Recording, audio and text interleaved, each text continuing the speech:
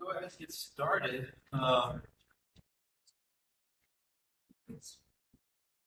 Appreciate y'all joining us tonight. My name is Brett Thorne. I'm the interim assistant deputy director at Baltimore City DOT. Working a lot on the Harbor Connector and Circulator and other transit services with the city. I'm joined by some colleagues from DOT this evening, and we'll each be kind of presenting some different elements of the presentation. But if at any point you have questions, feel free to raise your hand and ask. We do also, kind of throughout the presentation, we have QR codes where you can scan and feedback on some of the things that we're talking about.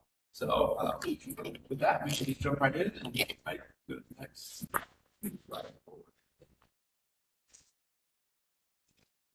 So, Brett, they said that they can't hear, so you might have to speak up. They can't, okay. Yeah. Yeah. Yeah, maybe a little bit closer. Is that a little bit better for everyone online?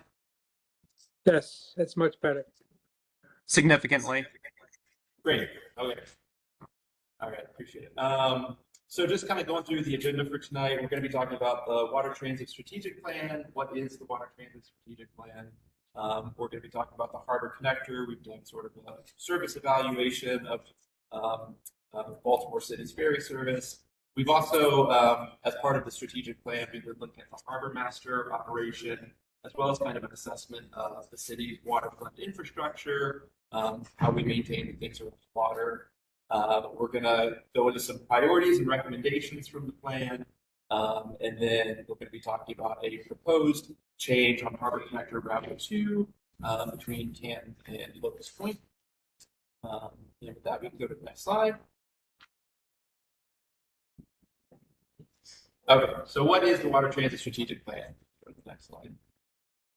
This is actually an update to a plan from about 10 years ago. In 2015, we did a water transit strategic plan that looked at the Harbor Connector and the Harbor Master operation, kind of looking at the destinations that are served by the Harbor Connector, ridership, where are major employers located, do the routes make sense, how many people get to jobs, sort of things like that.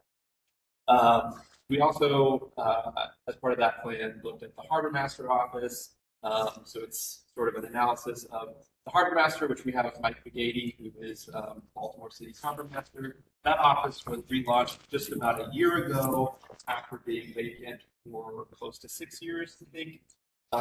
So as part of this plan, we sort of use this as an opportunity to look at how we modernize that office, bring it into the 21st century, make sure it's, doing an effective job of sort of managing things within the Inner Harbor.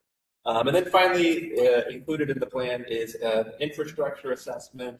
So looking at everything from, of course, the piers and the docks that our city owns, but also things like cleats and bollards, and then even talking about like dredging and how the city can kind of strategically plan for things like dredging, which actually, within the next few days, we have a pretty major dredging project coming up to help facilitate Sail 250 this summer. So how can we do kind of a better job of just sort of maintaining all of the stuff that is on the waterfront? Go to the next slide. Okay, so kind of first part of this is the Harbor Connector service evaluation.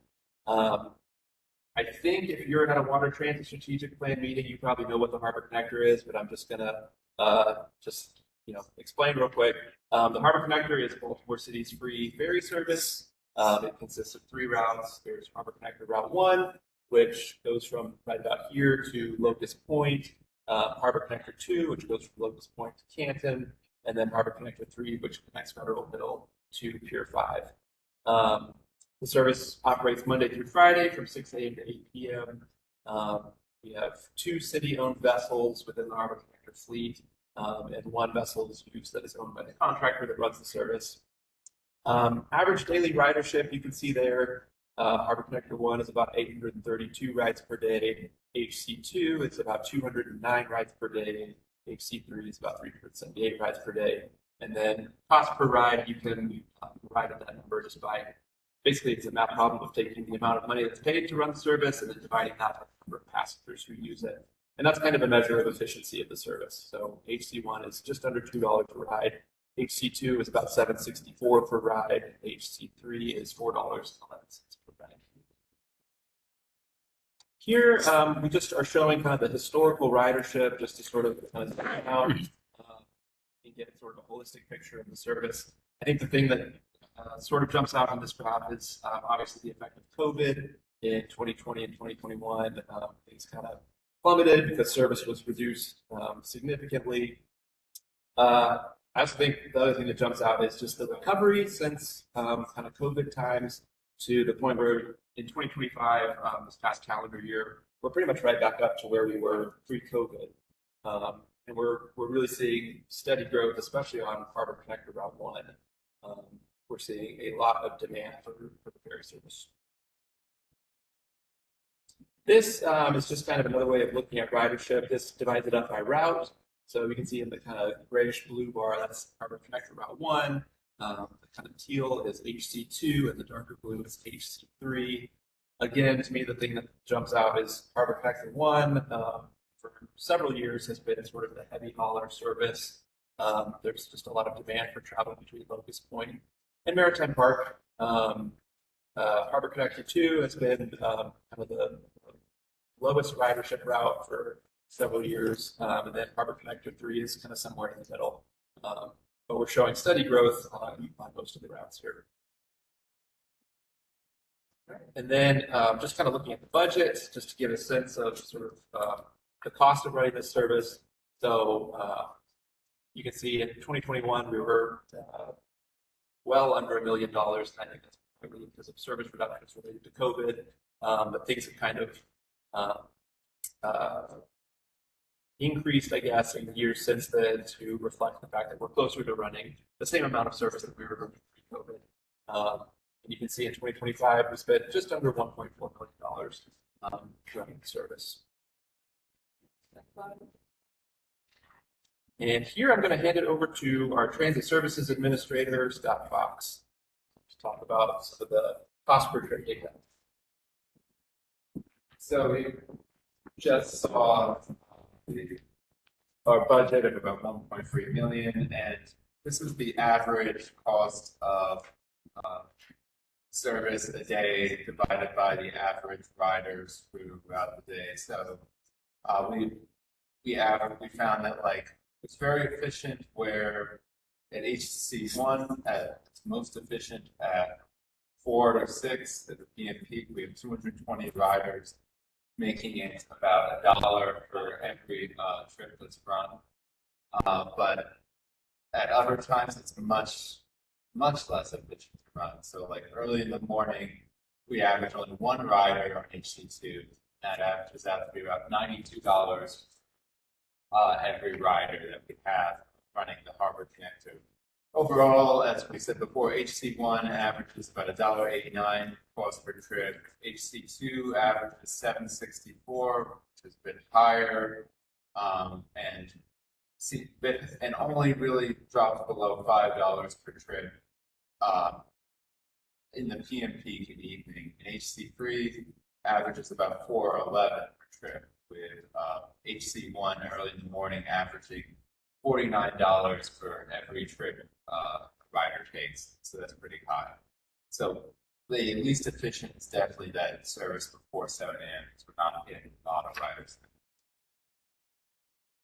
Overall, though, transit is subsidized and generally, including MTA, which gets a small portion of its revenue from fares. But when we get rid of subtract the fares out of MTA's totals, the subsidies for the Trump City Circulator and Harbor Connector per passenger are much lower than MTA Light Rail and MTA Core Bus, and also MTA Subway as well, which is not listed here.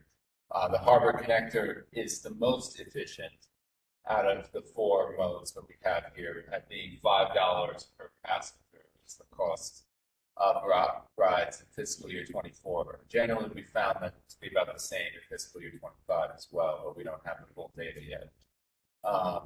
Charm City Circulator is $6.45 per passenger, with MTA services being near $9 for Core Bus and Light Rail being near $13. So Harbor Connector 1 is particularly very popular to the point that during AM peak and PM peak, we think this is mostly riders going to work, leaving Locust Point, going to Maritime Park, and then returning from Maritime Park to Locust Point.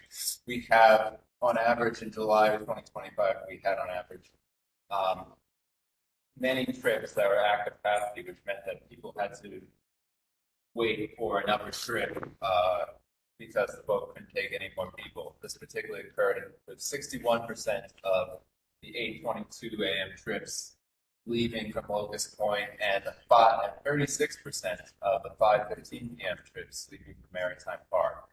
And we want to find a way to reduce that overcrowding so people don't have to wait another 15 minutes for another boat to come because there's just too many people heading to Harbor Point and back.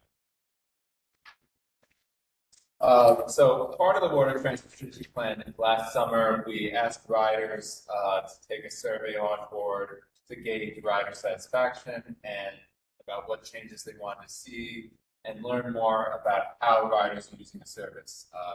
And here are some of the results from the 513 respondents.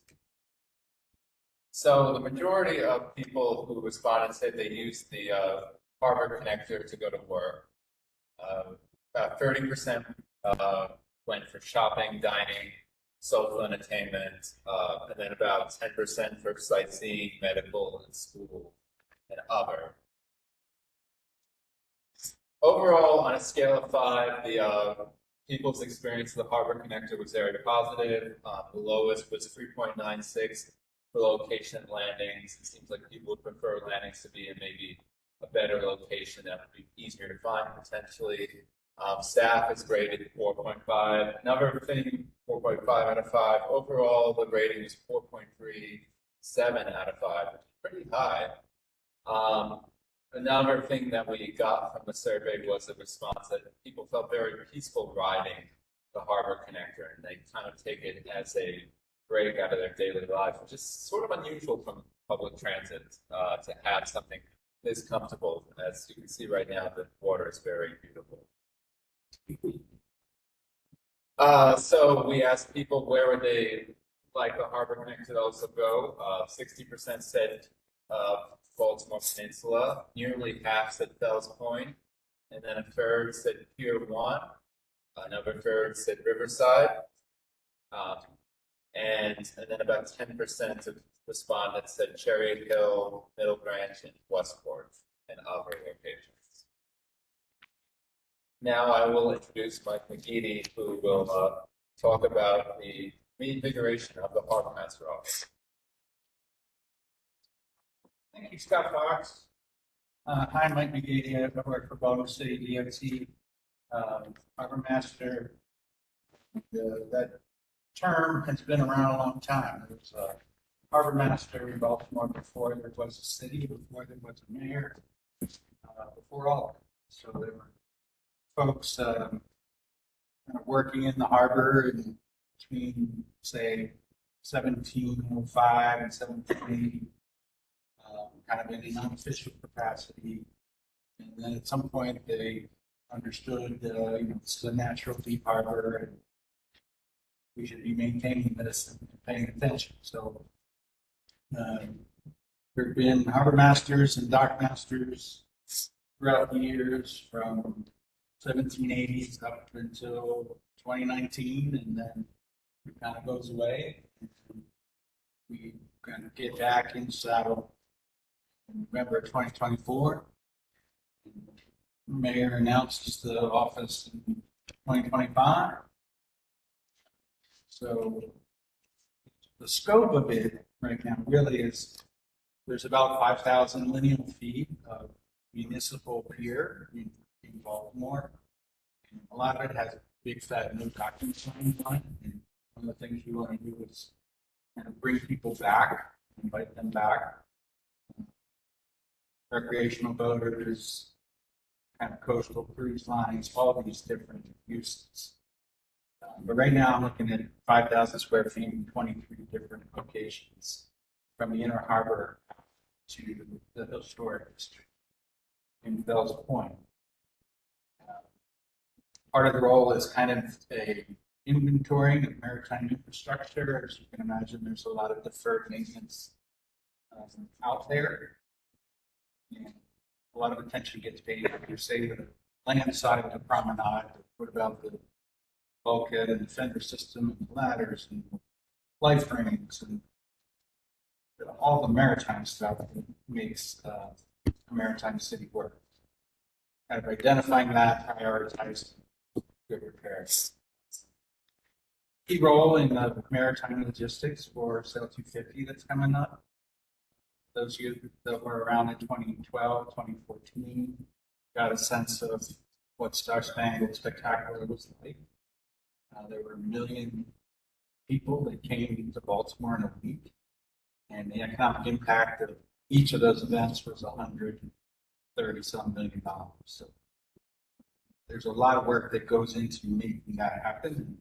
One thing is the coordination of all the visiting ships and the resources for those ships, and then working with key partners like harbor boating, and others that kind of make that experience for those visiting ships.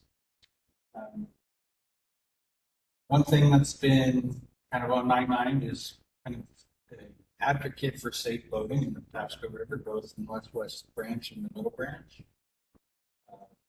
BPD Marine Unit 2020, no longer a daily patrol. They're all kind of responding to emergencies. So the city really doesn't have a presence in the water. So we're looking to kind of restore that. And then there's a myriad of wharfage agreements around the inner harbor that generate revenue for the general fund. And a lot of them, well, each one of them has its own terms, and so an expiration date, so renewals. So kind of getting a handle on all of those, where that money is coming from, where it's going, status of those agreements. And then kind of an interesting role in providing input on developer-led projects, such as, say, Harbor Point, and then, of course, what's coming up with the Harbor Place redevelopment. It's going to be very important to kind of have a maritime perspective to that project. So that's taking up most of my time. So when we did the operational analysis, a lot of things came to light. There's a city code that is very arcane in its language, confusing, and a lot of the terms are obsolete. The current city code, for example, says that we control all 9 anchorages from harbor out. We all know that it's not the case. So there's a modernization that needs to happen with this document. And one of the ideas there is, in the 80s, there was a lot of urban renewals, a lot of wharfage agreements landed with the Department of Housing and Community Development. So I think now, this century, with DOT being in charge of so much of the infrastructure and maintenance, state of good repair, that we think that DOT ought to have more to say in rulemaking for the harbor. The wharfage agreements and the land leases, as I mentioned, are spread all across the globe. Agencies, city agencies that are involved, quasi-city agencies. So kind of getting a handle on all of those, bringing them into a current state. So it was also pretty clear that even though DOT has all of this maintenance responsibility, there's no dedicated funding in the capital plans to really support it. So we're trying to get more attention on the funding needs for the maritime infrastructure. And also partnering again with Maryland DNR, which is a lot of the voter services responsibility, Coast Guard, with a lot of their responsibility.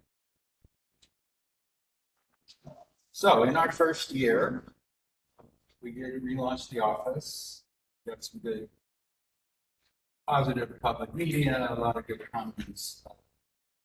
A lot of thoughts about, oh, is it Harbor Master, or should it be Port Daddy? It should all be that made me laugh. But anyway, that was a good start. And then we were able to establish docking rates, having done a survey of the East Coast cities,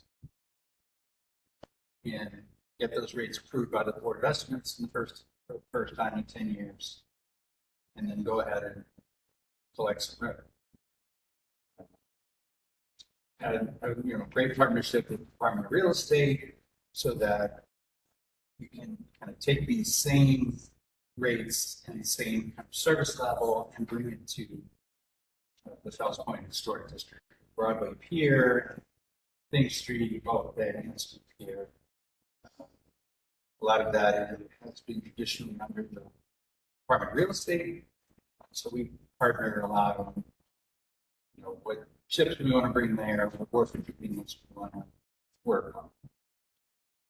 So we did launch what's called DACWA, an online reservation and payment platform. And if anybody's been to my office, sees the big giant plexiglass window that looks like a bank. It used to be a cash and check system with manual 4-part, permits. Modernizing that, got that started in July. So that generated about 32 grand in transient voter fees in those 6 months. Voting season typically April 1 through October 30. We were able to identify a kind of coastal cruise line that maybe was using some infrastructure without getting what they should. So, we're looking at a new work agreement there that would generate about another 35 grand. And then through all this, customer service is so important. We want to choreograph the experience of all the voters that come in. We ended up getting elite fleet status in DACWA, which means independent reviews said that we were at least 4.7 out of 5 in what we do. So I think in the first year, that's great. And I'm pretty happy with that. Now we got B. So the docking locations that are what we call the Baltimore City Municipal Piers include West Wall South, 4 different locations at the bigger piers, West Wall North, Pier 1 East, Pier 3 South and East, Pier 4 West, South and East, Pier 5 West, South, and Southeast. Then there's Harbor Connector Landing, then there's a small little piece, Pier 5 Northeast. And one of the things in the future, hopefully we can deactivate the west side of Pier 6,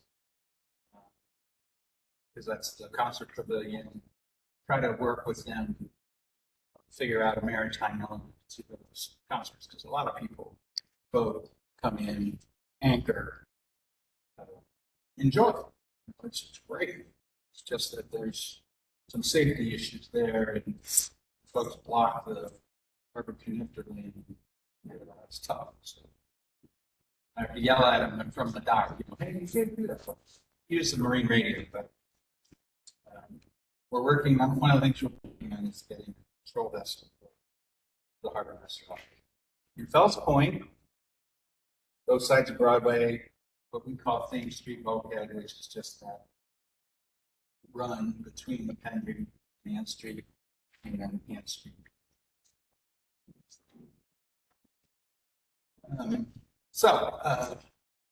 Another part of this was an infrastructure assessment of what does the city have, what do we own? And it was pretty instructional to me that under a baseline services agreement with Waterfront Partnership, DOT has maintenance responsibility for a lot of stuff. And that includes sidewalks, promenade itself, lighting fixtures, electrical, carpentry, plumbing, painting of things, you know, as well as all the things that you would think of, like the light rings and bollards. And then, of course, we also have bike lanes and crosswalks. It's a lot with no kind of revenue stream directly to support it in the maritime side. So based on that assessment, we kind of get into our recommendations. Well, I guess the summary of that assessment, let me go back one, sorry, got ahead of myself. The summary of that assessment is we're responsible for a lot, but no dedicated officers. Finger piers, for example, are 50 years old, started getting built in 1975. And they're the only piers that we have for transient boaters that have shore power and water services. If you're a boater coming in, you want water, electric, shower, all those different things. We have some of them. So one of the inputs that we will have going forward is that within the MCD plan for power place, those finger piers come out. They're gone. That's 1,000 lineal feet stuff. So what happens next? So we're kind of getting into those discussions. There are opportunities, I think, to reintroduce perhaps some more anchorage opportunities that are well constructed. And that would be a process working through DNR voter services. For example, there are a lot of people that anchor up on the south end of Pier 6. Okay, wouldn't it be nice to make that a designated anchorage? And I might be getting $5 season out of it, but just a more controlled approach to the resources that we have. And also, boat ramps. If you go around the state, each county's got different boat ramp structure. Some of them are free, some of them are $5 a use, some of them are seasonal pass. We don't charge anything right now for our boat ramp use. So it's just something to think about. So yeah, after all of that, we get down to, you know, what are some good ideas? So in the water transit strategic plan, what we're recommending is a comprehensive review of wharfage agreements and land use agreements that impact public access to the wharf. We're proposing to centralize management of those under DOT, which has all the maintenance responsibility.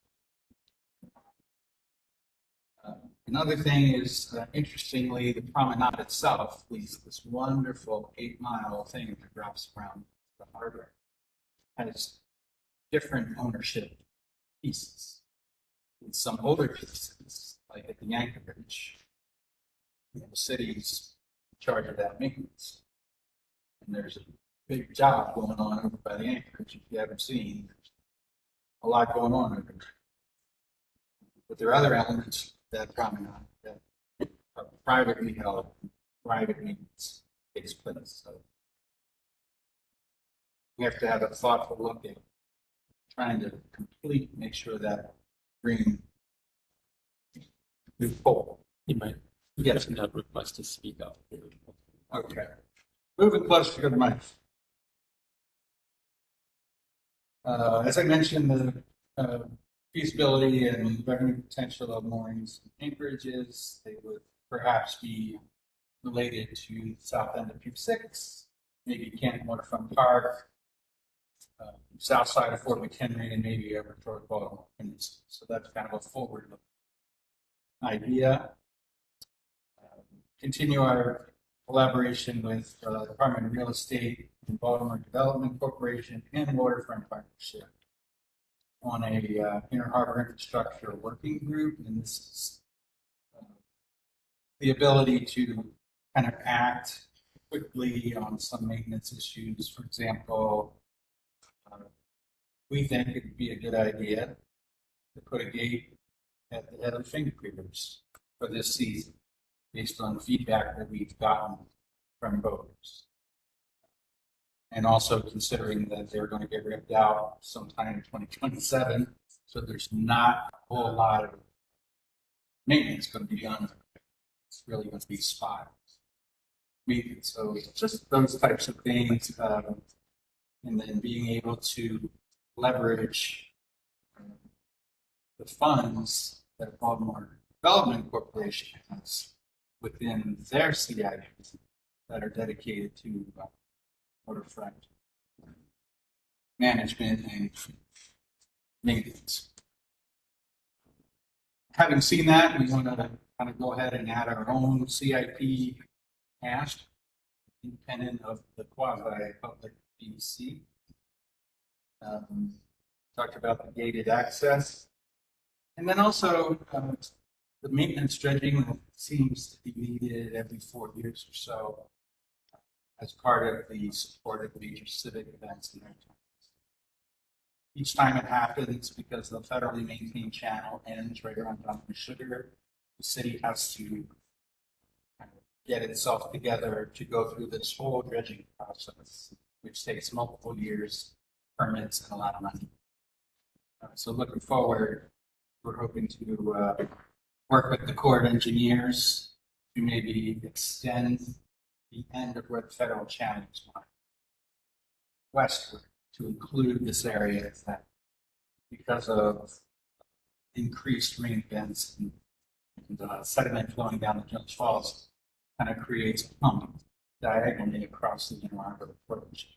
So you've got really good deep water on this side, 35-ish feet, you've got 25 over here, and then you've got this speed bump in the middle from all the sediment that comes down the Jones Falls. So those are just a snapshot. I'll be around to answer a lot of questions, and I'll turn this back to Boss Brett. Thank you, Mike.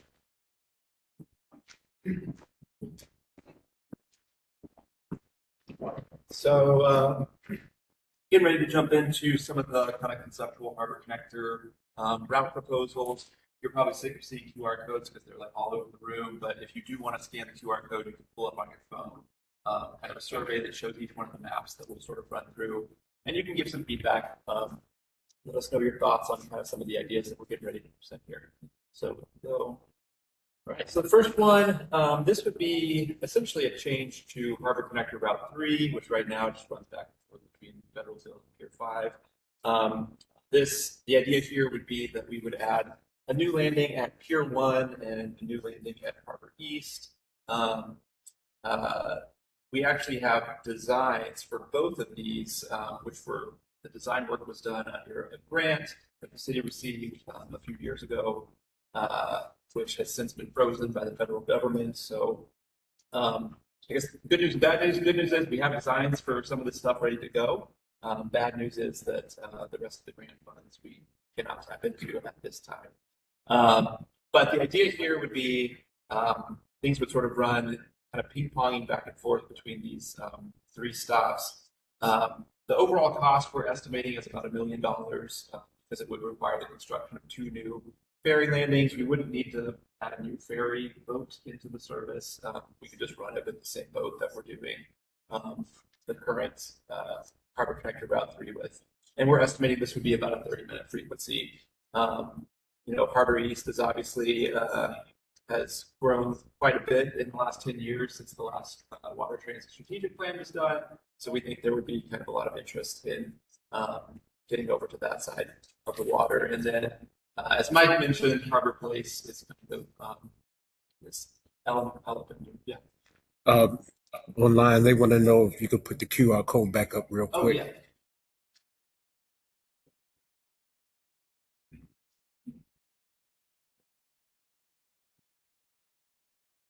Okay, yeah.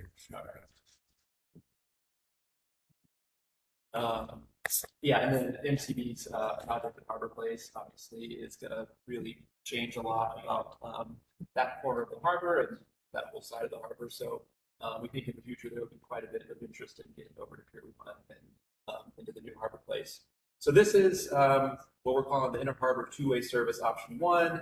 And then, Mike, if you want to do the next slide, this is the exact same proposal, but it could be run just oriented a little bit different. So instead of Harbor East to Pier 1 to Federal Hill, it could be Pier 1, Federal Hill, Harbor East, back to Federal Hill, back to Pier 1. We would love to know if in the survey, if you guys have a preference, if you think one versus the other might be a better way to do it. We could also run it as a loop.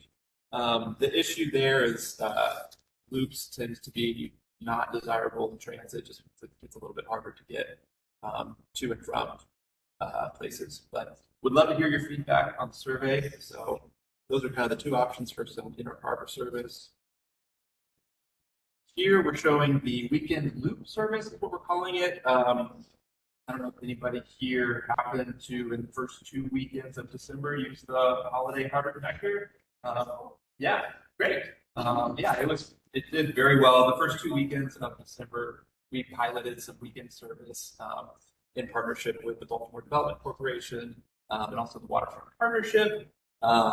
There was a lot of stuff going on around the harbor at that time, and so we were thinking, okay, this could be a good opportunity to sort of do a proof of concept and see if people are actually interested in riding Harbor Connector on the weekends. Over the course of those 2 weekends, I think a little over 3,000 people used the service, which is really, really great. And it ran this exact route. So, we have Palace Point to Harbor East to Pier 1 to Federal Hill to Locust Point. If you're curious, there is an existing landing. You guys are probably familiar, but there is an existing landing at Harbor East. And there's also, it is possible to do ferry service at Pier 1. But we are proposing to do new landings at both of those locations. But this would operate potentially on Saturdays and Sundays. Estimated operating cost would be about $100,000. That's assuming that it's a seasonal thing, so this would not be a year-round deal, but kind of during maybe the warmer months of the year, and maybe targeted at especially within weekends. There's a lot of stuff. Yeah. The Pier 1, here is the landing that you put in, is that something you would do? I think it's make MCB or we would want to sequence it around with because if they're going to be tearing up like that whole area, and we don't want to be like bringing people to a construction zone. So we would like to construct it once at least that section of stuff. So that's the kind of conversations we will be having. Yeah, when does this happen? so but you could go from Harbor East to Federal Hill with a construction. Yeah. We don't necessarily do that. The kind of want. Yeah. Again, because we wouldn't put people out in the construction zone, but yeah, the Harbor East to Federal Hill, that could be, as quick as reconstructing that existing landing at Harbor East. Some of the rights that are outside the annual harbor, we use like we got some. Yes, likely yes, and we'll get into some of those here in a minute. Anything else on weekend service or anyone? Got one online question asking how do we provide feedback on choices? Feedback on. Choices. So if we could either bring up the QR code again, or we could chat the URL to the survey, like into the meeting chat. But yeah, if you scan this QR code, it'll bring up the survey, and you can kind of scroll through to get to whichever map you want to get feedback on. But we definitely would like to hear thoughts. Okay. Here we're showing Riverside to Harbor Point concept. Again, just want to emphasize that these are highly conceptual, so don't get too hung up on like the exact location of the landing on the map. But one thing that we heard in the survey was that I think a little over a third of the survey respondents were interested in having Harbor Connector service activated from Riverside, and so This would be one way to do that, and Point Park, which is the new park that was built as part of Harbor Point. It's a beautiful park if you haven't been there yet. But there's some pretty major employers like Morgan Stanley opened a very large office over there. T Rowe Price is also over there. So I think there'd be a lot of interest for commuters to get over to Point Park. So this is kind of one idea. We do have the upfront costs here. We are estimating at about $3.5 million, which would be the construction of 2 new landings and a new ferry boat. So this is one that would require a new ferry, unless we were to completely cut service from somewhere else and put it on this, but we're not proposing to do that. So about $3.5 million of upfront capital costs, and then about $535,000 a year operating costs, that kind of ongoing costs. And then I have here just again at the bottom, just re-emphasizing on the previous slide. Yeah, the exact locations again are to be determined. We could go to Point Park. We're also, when I mentioned those designs that were done under the grant that we received a few years ago, we did do designs for a new landing at Bond Street Wharf. So the service could either go from Riverside to Point Park, or we could go to Bond Street Wharf. Was there any reason the consideration was done for like Riverside to Maritime Park instead? Is why would Yeah, so there's a few things. One thing with federal construction dollars is you have to demonstrate like ongoing ownership of what you're building on, and I believe the decking out there that we're actually attached to right now is not city owned technically. So we're just moving it a little bit out of the way so that we can, or a little bit that way, yes, so that we can be on city owned property. They want online. They want to repeat the question.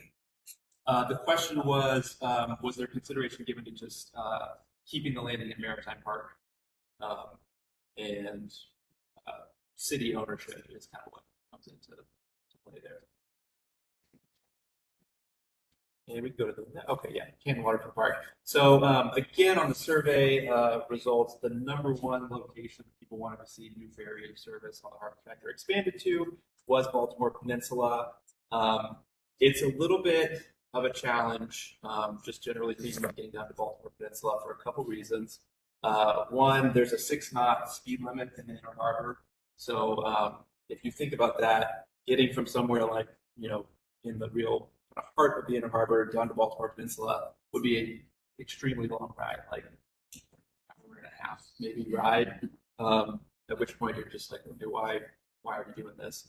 That being said, Canton Waterfront Park to Baltimore Peninsula could be a 30-minute trip, so it would be a 1-hour frequency. It would require a new ferry, and it would probably require kind of a hardier vessel than what's currently in the Harbor Connector fleet, just because the water conditions, once you get past Fort McHenry, things just get choppier. You need kind of a hardier vessel than that. So we're estimating the kind of upfront capital costs of about $6 million. That would be a new ferry and 1 new landing to be built somewhere in Baltimore. Again, this is another example of one where you could move this landing anywhere in this area if we don't have a specific exact landing location. Are there any data for people who said that they wanted that? Live over there? Under Armour? Yeah, we suspect that Under Armour is probably Probably a lot of employees that used to get to Locust Point. Yeah, that's what we suspect, but we don't have more granular. Is there a possibility of bringing a waterborne treatment from City Riverside to do Sherry's, whatever? Is that would probably go further service all on this as well? Yeah. So good question. We have so that would require basically the circulator to be on Key Highway, which right now it takes 4th Avenue through kind of Locust Point and Riverside. And so you could conceivably right now, you could take Canton to Locust Point you could walk, it would be a less than 10-minute walk to the closest stop on the Cherry route. And then take that on like, the stop on 4th Avenue on the Cherry route.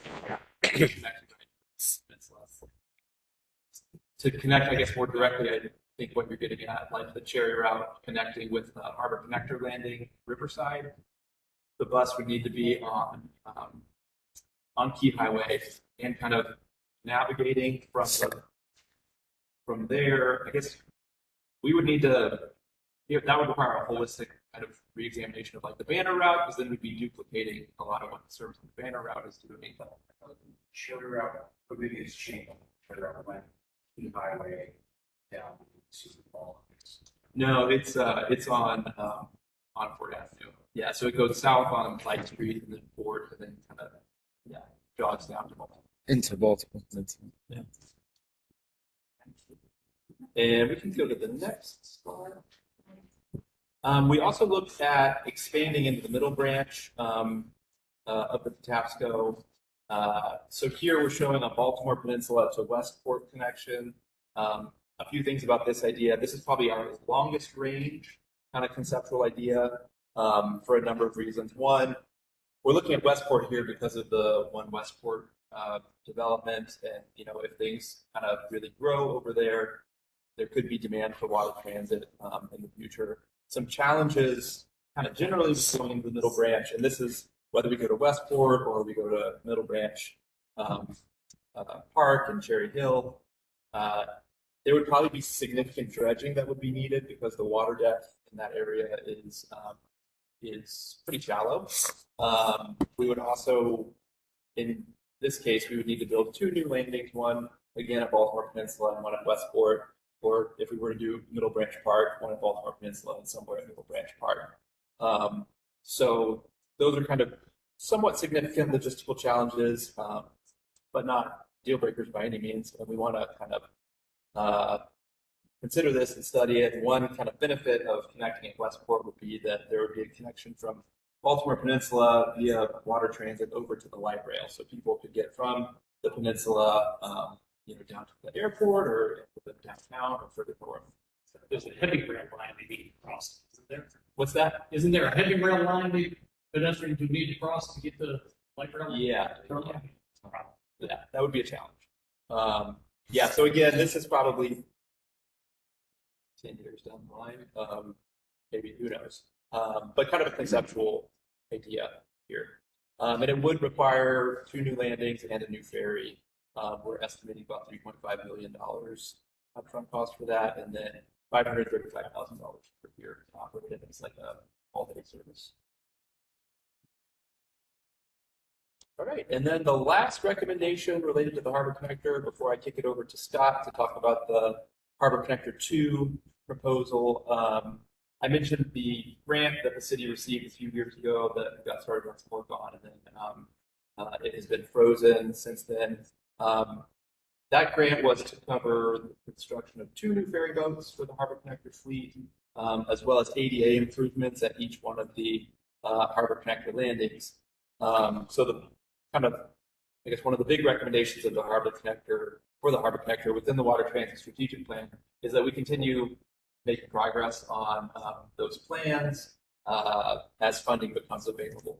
And so I mentioned, we have designs for each of those landings. Last year, we were appropriated in the CIP budget a little bit of money to get started on constructing some of these landings. So we're hoping to get started on construction this year for some of these.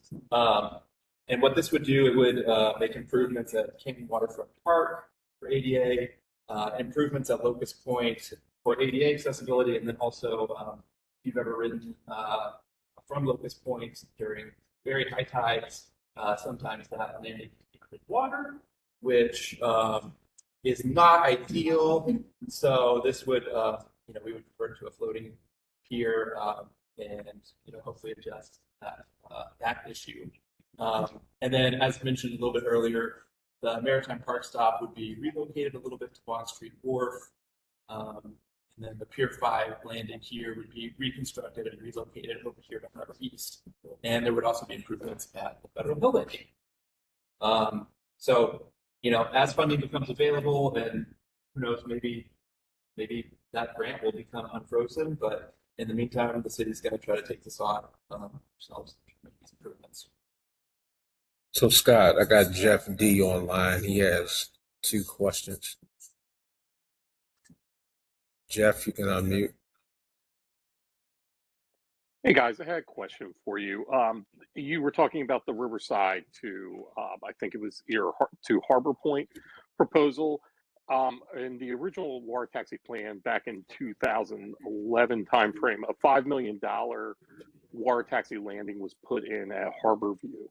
Is that not feasible at this point? I know there were some arguments of who owned that and things like that, but city money was used to put in that structure and that dock and has never been used. That's about the Harborview landing, is that right? Yes, yeah, so that's a great question and a great piece of harbor connector history here. Yeah, there are some property disputes, as I understand it, with the owner of Harborview, where essentially after the city built this landing, I think it operated for a while at Harborview, the property owner said basically no more. And I don't really know the details of this. I believe it happened around 2019, 2020 maybe. We have internally discussed in the past couple of months re-engaging with that property owner to see if, conditions have changed and if they would be interested in allowing service to start up there again. But yeah, as far as currently, there are no immediate plans to restart Harborview service, but it is something that we're considering, I guess, internally. Yeah, if I could just say a follow-up. If I could just say a follow-up to that, the landowner has passed away, and that is in a state where there should be good negotiations therefore. And I think talking with Delegate Edelson and folks, that would be feasible because they're very much aware of the money that was spent, that was state money, that then there was an argument over disputes. So I do recommend you guys take a look at that, because that's a major thing for Riverside and Farrell Hill. Is we have a fair amount of people that's have to either drive down to Locust Point or things to take the water taxi across to work at Harbor Point. So yeah, I don't know if you've been like eavesdropping on us or something, but that's a lot of the things that we've been talking about, and yeah, considerations that we're making. So we're trying to make headway in that. Because when we saw the survey results of like a Riverside landing, it was like, okay, well, where does that go? And then the immediate kind of obvious thing is, well, we have a landing. Why, like, maybe it's time to talk again with whoever the property owner is there now. So, yeah, I'm happy to take this offline. Please reach out. I can send an email over to Mike and talk about who that is. We're engaged with them as the Riverside Neighborhood Association too. So yeah, that would be great. Questions? Is there a reason why so many different routes? If the code system aren't consolidated to like a downtown. Yeah, I think service has historically been run or targeted as like commuter service, so we want to provide like high frequency point to point kind of back and forth. That's sort of the idea. So the benefit here is that, like with Locust Point to Maritime Park, for instance, it's a 15-minute frequency, so commuters know, like, if I just missed the boat, it's okay, I can still get to work on time. And I think that reliability helps. Whereas with a loop, just by virtue of kind of like the geographic size of where we're covering, the frequency would go down a little bit. I think that's kind of the main thing. And then the weekend loop that we're proposing for weekends is sort of boats, like if the quantity of boats increased, so we had like the number. Oh yeah. Yeah, since we're like more boats being added to these individual routes, like if you just kept more boats going.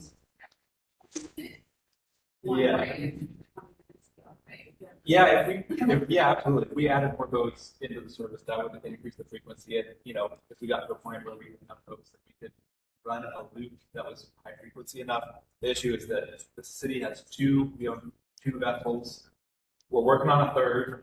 We're hopefully procuring a third one soon. But, you know, these things cost. So we're seeing more close. Yeah. And yes, sir. Well, I apologize, we gotta get late, and it's we already said, but I would like to urge that, both with the, landing design, both with the landing themselves, to make the whole service as friendly as possible. A lot of people do take a bite on the ferries, people drive to the ferry a lot right now. So if you can have sufficient secure parking and, both design and landing design doesn't require steps. Yeah. As a and I will say this grant to reconstruct the landings is primarily like one of the focuses is to improve the ADA accessibility. So yeah, so matching the deck height of the boat with float height of the landing, which is obviously a moving target, but if we can float the piers, that helps it. But that's just naturally going to make it a lot easier to just walk right on. Because I am one of those people who has to like after the deck and I'll be in there. I'm courteous. Yeah, like 80 pounds. That is definitely a consideration with the designs of the new landings. Yes, sir. Yeah, in addition to that, I think back on this comment, I think that the maximum number of lights permitted at any time is 2. And if there was a favor to have some type of a rack system or something to make it so that the third rider has to wait for that boat, that might be very nice to design. Yeah. Also, I just think encourage you to look at it. You show the numbers of camping, longest point, number of being down. Obviously, that's most likely because of the closure of other harbor moving down there. But maybe instead of like thinking about reducing that route, would be maybe just look at another route. In other words, camping over 2,000 volts. I think that with the population ever increasing, that would be something we could just consider anyways. Even from the point where you could add one point of 1,000, where you don't have to wait on something. Yeah. I appreciate that comment. Scott Fox is getting ready to present on Harbor Connector Route 2 proposal. Did you happen to leave that on the survey, or have you noted that comment anywhere? Okay, yes, we definitely want to hear things like that. Are there any questions about any of these route proposals that we've gone through before Scott comes up and talks about HC2? Yeah, just one more thing. Steve brought up a good point. Camping in the loop, it's not involved. Yeah. We're biased. So, with that, we've always thought that there's a great opportunity, even if it was a paid service, to get from points down to closer to these stadiums for the events, for football games, baseball games, concerts, and reducing traffic, making it a pleasant experience. Yeah. So, could we actually go back to the weekend loop map? One thing that is a just conceptual thing, we haven't like run cost estimates for this, but it wouldn't be too hard, would be, so this, when we did it in December, we ran with 2 ferries. One possibility could be if we wanted to, again, adding a ferry increases the cost of the service, but not to the city. But one thing that could be done is we continue to run this with 2 ferries, and then we have like a ping pong back and forth from Canton to Locust Point or something. So then you get plugged in to the kind of higher frequency that connects you to Pier 1.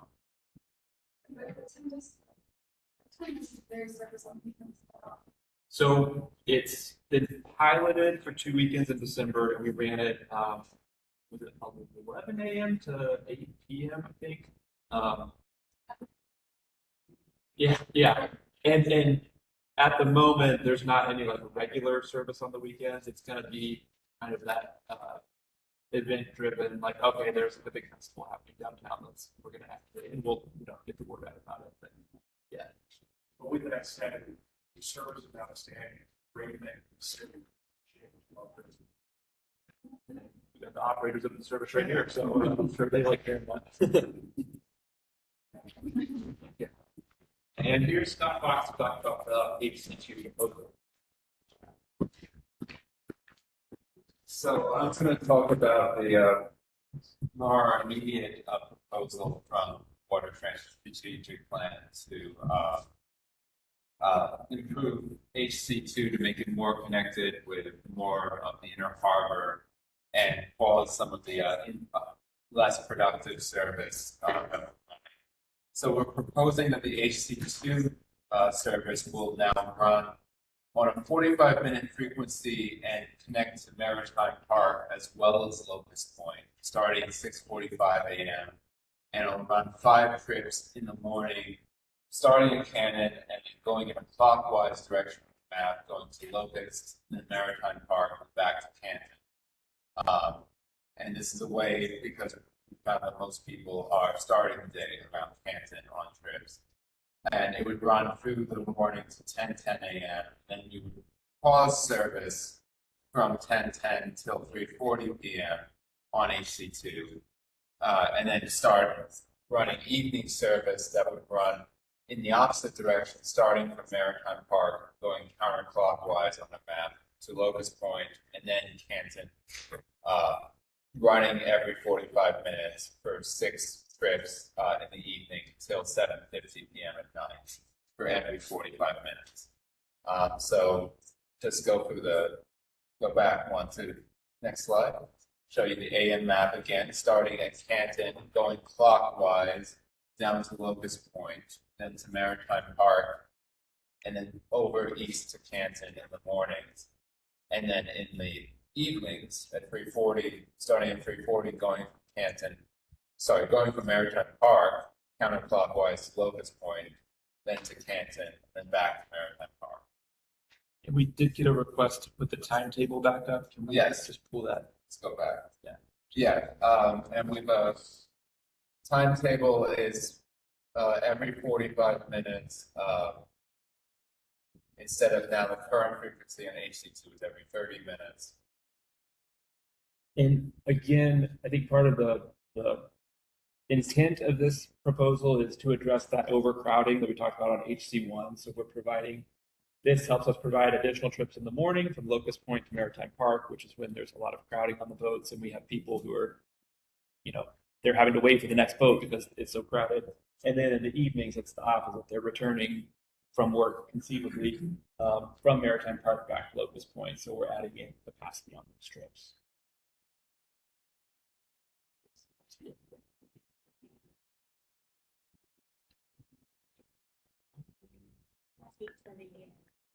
Can you take questions? Do you want to take questions now? Go. Yeah, we can take them as they come. Sure.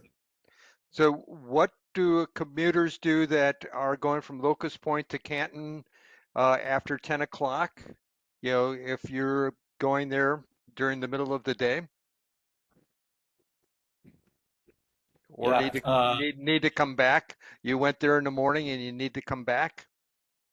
Yeah, there would not be Harbor Connector service under this proposal. This idea would not have Harbor Connector service between 10:10 and 3:40 p.m.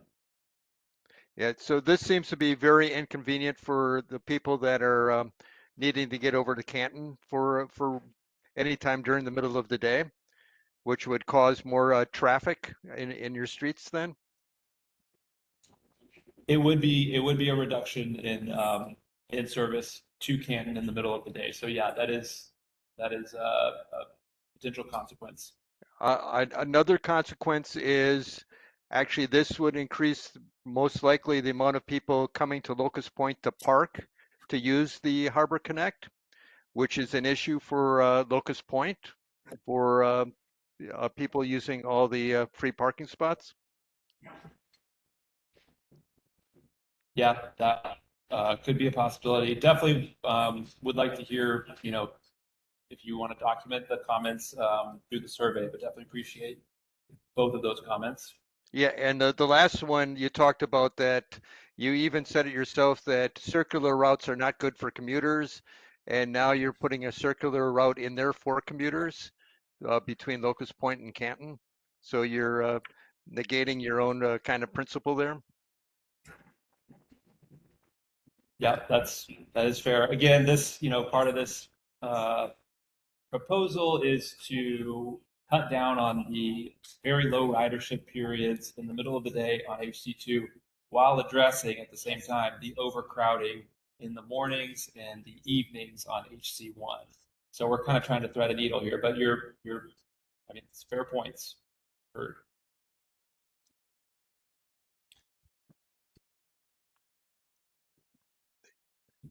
Perhaps getting another boat is the best way to solve this problem. Did you say getting another boat is the best way? Yeah, it could be the best way to solve this. Yeah. We are hoping to have a new boat into the service sometime next year. It takes about 12 to 15 months to build a ferry boat right now, but we're working on getting construction started on one.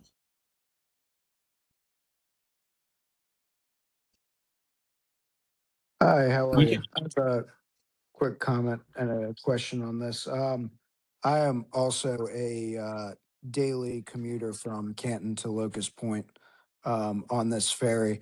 I do know, and I'm sure you can see it in your data that you have. I've been doing that commute for about 3 years now, and we lost a majority of the daily commuters going from Canton to Locust Point when they moved the headquarters of Under Armour.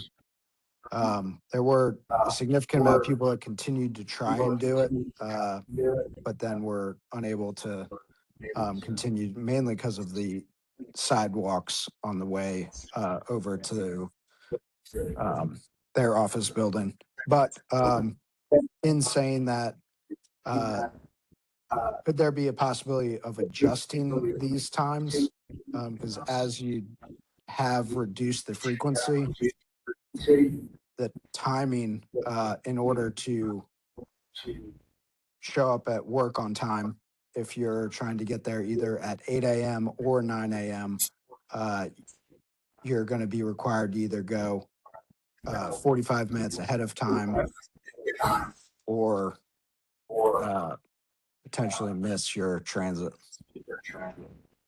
yeah, that's fair. These times are certainly not written in stone. I will say it's the fact that they look a little bit funky. Like we have service restarting at 3:40 p.m. for example. That is aimed at reducing the conflicts with HC1 because we'll have two boats essentially traveling between two landings during the time that these routes are running. If this proposal moves forward on HC2.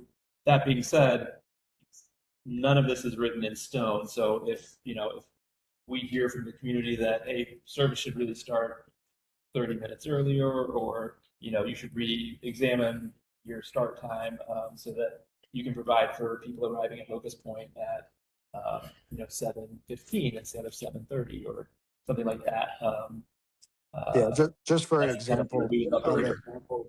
it, for the Canton waterfront, let's say if you get off of work at 5 o'clock, generally we can get to the water taxi within 15 minutes or whatever we leave work. In this scenario, you'd be waiting a pretty significant amount of time in the winter, around 40 minutes.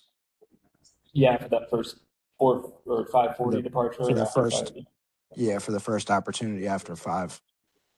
Yeah. Which, Yeah, that's exactly the kind of comment that we would love to get feedback on. Yeah, just adding to Sean's comment, this is Tyler. Yeah, some concerns if the HC1 line is that crowded, would there be a risk of HC2 commuters not being able to make the boat and then having to wait another 45-minute cycle to get out of the shared stop? And then also with regards to the times, I'll put this in the survey comments. Definitely a proponent of shifting the morning ones around. From the survey data you showed earlier, I don't think there were any commuters in the 6 to 7 a.m. block. Maybe there was one. So being able to play with that time to get the drop-offs in Maritime Park closer to where they are currently, almost every half hour, around those times might be a lot better. That's all. Thanks, Tyler.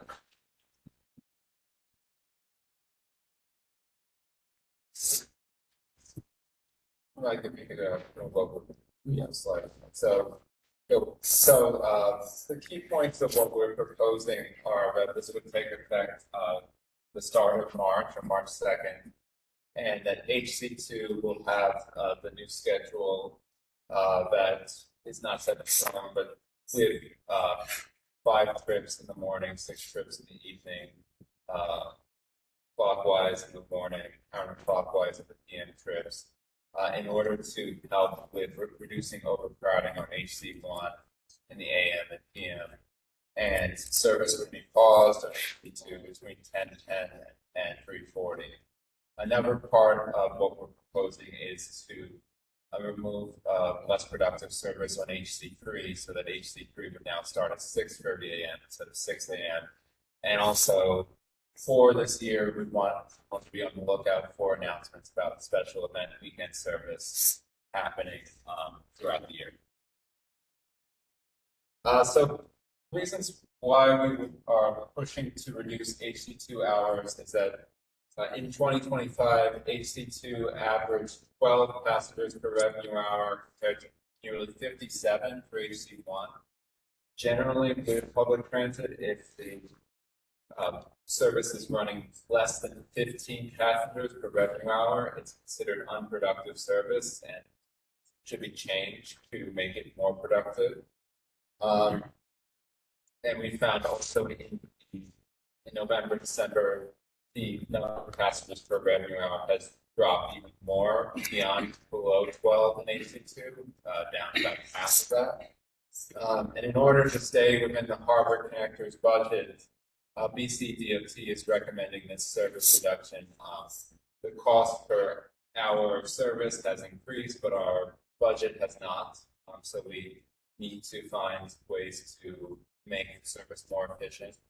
Ferry service will continue to serve Canton, but we have an improved connection to Maritime Park, so there will not be any transfer points at Locust Point. And HC2 will reduce the overcrowding on HC2 by being used in peak hours to bring people to Maritime Park and Locust Point, as well as Canton. So one thing you talked about that the even HC2 was more productive than the connector buses and light rail. So are you going to be shutting down the connector buses and light rail because they're far less productive? I mean, we said that we said that HC2 is less, the cost per rider of HC2 is more than the average cost per rider of Trump City Circulator. HC2 costs are about over $7. Trump City Circulators are about under $6, I think. Well, we said. Yeah, look, you could bring your slide back up, but part of this is, are you just talking overall funding and productivity? Dave, there is, I guess I'll tell you, there's not any plans in the immediate to cut Charm City Circulator service.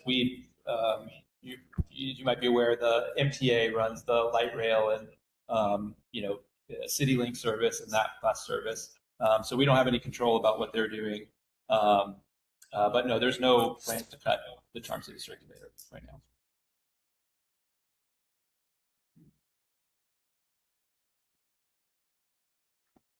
And Eric, was there anything in the chat? Was there a question in the chat?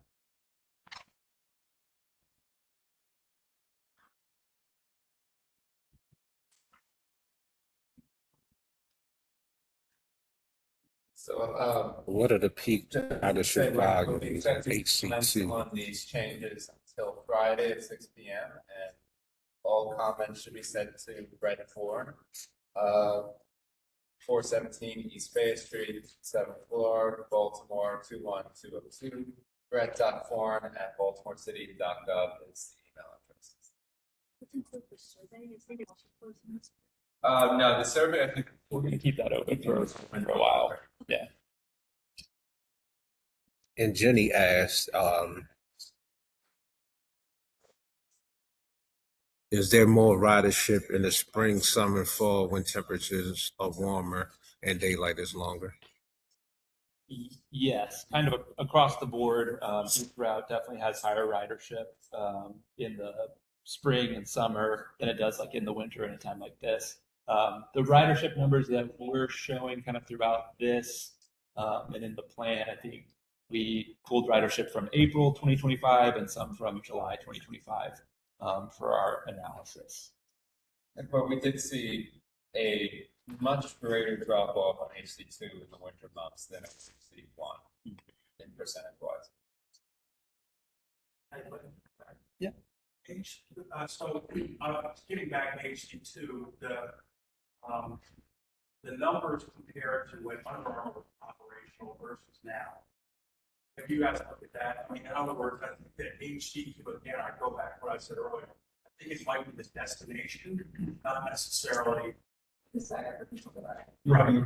Yeah. Yeah. And we do have the, like, when Under Armour was at Locust Point, I don't recall those numbers off the top of my head, but it does back up that. Uh-huh.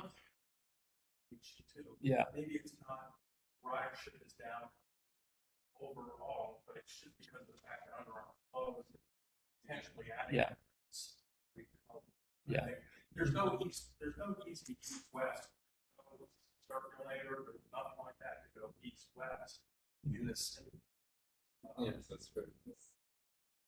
I'm not sure about the water and RC and the connected, but which connected often like just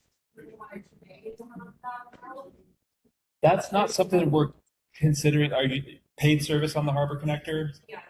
That's not really something that we're considering now. It's been talked about in the past, but we're not really considering that. Yeah. So Jenny online says I don't take the boat in the winter because the walk to from my office doesn't feel safe in the dark. Please don't increase the wait time to 45 minutes for Locust Point to Canton Ferry. Streamlining the times from 6 to 10 and 4 to 8 is one thing, but hold on. But 45-minute reduces the frequency. So the frequency reduction is to accommodate using HC2 to help with overcrowding on HC1. That's part of that proposal of why it's 45 minutes instead of 30 minutes. Just a quick question. Have you guys considered the idea of having in between the morning and afternoon, that 10 o'clock to 3 o'clock period, running during the warmer weathers, that route again, and just doing it for the colder weathers instead of just cutting it throughout the year? Or is that not really a consideration because of different daylight time? Yeah, it hasn't been something that we've thought much about in this plan, just because the service is not super productive during the middle of the day. What in the warm months, in the colder months, like the ridership data again, where I think in some parts of the day from I think it was in April 2025. The cost per passenger was like $90 per person, which is like the very early morning, but even in the middle of the day, it's double-digit cost per rider. So that hasn't really been that's a possibility. If you wanted to leave a comment about that, that's again. Curious. Okay, yeah. Yeah, that's something. Yeah.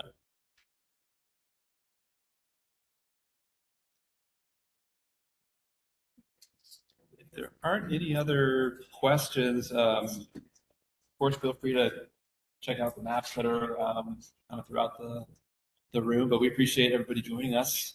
And yeah, Jakey. Yeah, I just also wanted to plug our survey. If you don't mind filling it out, it should take more than 3-5 minutes. Really And that- appreciate it. That is a different survey. That's a different survey than what we're doing. Yeah, you got surveys coming out to your ears. Thank you. Oh, Thank you. Thank you. So, meeting over. yeah.